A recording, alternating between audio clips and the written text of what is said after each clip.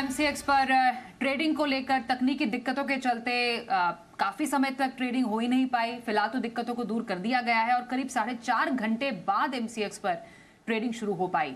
MCX ने trading के ठप पड़ने की वजह को तकनीकी खामी बताया, पर क्यों बार बार एमसीएक्स को तकनीकी खामियों से जूझना पड़ता है और क्या रहा है, क्या कहा जा रहा है कि सेबी मामले में अब एमसीएक्स से एक्शन टेकन रिपोर्ट मांग सकती है।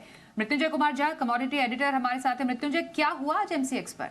देखिए, बहुत बड़ा ट्रेडिंग हॉल्ट हुआ और आमतौर पे सुबह 9 बजे, मतलब जो जनरल टाइम है एमसीएक्स के ओपन होने का, वो सुबह 9 बजे है।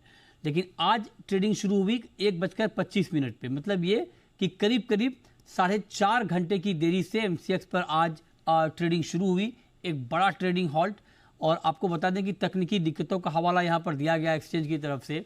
और पहले तो ये बताया गया सुबह में कि 9:30 बजे ट्रेडिंग शुरू हो जाएगी, फिर 10 बजे का वक्त दिया गया, फिर 10:30 का वक्त दिया गया और उसके बाद कोई टाइम लाइन नहीं दिया गया, क्योंकि 3 बार टाइम फ्लॉप होने के बाद फिर एक्सचेंज ने यह कहा कि तकनीकी दिक्कतों को दूर करने पर काम जारी है और जैसे ही ये शॉर्ट आउट होगा हम इन्फॉर्म करेंगे। और फाइनली फिर 1:25 पर यह ट्रेडिंग शुरू हुई। लेकिन सबसे बड़ा सवाल यह है कि ऐसे वक्त में जब मार्केट इतना वोलेटाइल है, गोल्ड सिल्वर की कीमतों में बहुत ज़्यादा एक्शन है, ऐसे वक्त में इस तरह के ट्रेडिंग हॉल्ट का जो खामियाजा जिन लोगों ने भुगता है उसकी भरपाई कैसे होगी, ये एक बड़ा सवाल है।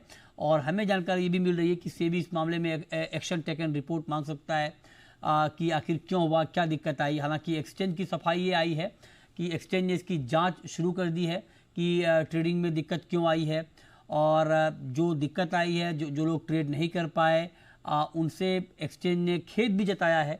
लेकिन बड़ा सवाल, क्योंकि ये पहली बार नहीं है, इससे पहले भी कई बार एक्सचेंज पर इस तरह की दिक्कत आई है। और सबसे बड़ी बात यह है कि डीआर साइट, जिसको बोलते हैं डिज़ास्टर रिकवरी साइट, वहाँ से ट्रेडिंग शुरू करने की बात हुई थी। लेकिन अगर डीआर साइट से भी ट्रेडिंग शुरू होने में 4.5 घंटे का वक्त लग जाए तो ये एक बड़ा सवाल खड़ा होता है कि आखिर क्या वाकई कोई बड़ी तकनीकी दिक्कत है। अब देखते हैं, एक्सचेंज ने कहा है कि जैसे ही रिपोर्ट आएगी हम सामने रखेंगे, इसको लेकर आगे क्या कुछ होता है। लेकिन सवाल तो खड़े हो रहे हैं। बिल्कुल, सवाल तो खड़े हो रहे हैं। सेबी ने भी एक्शन टेकन रिपोर्ट मांगी है और देखना जरूरी होगा कि आखिरकार क्यों बार बार इस तरीके की ट्रेडिंग हॉल्ट होती है तकनीकी कारणों की वजह से। धन्यवाद करेंगे मृत्युंजय पूरी खबर पर ज्यादा बातचीत करने के लिए।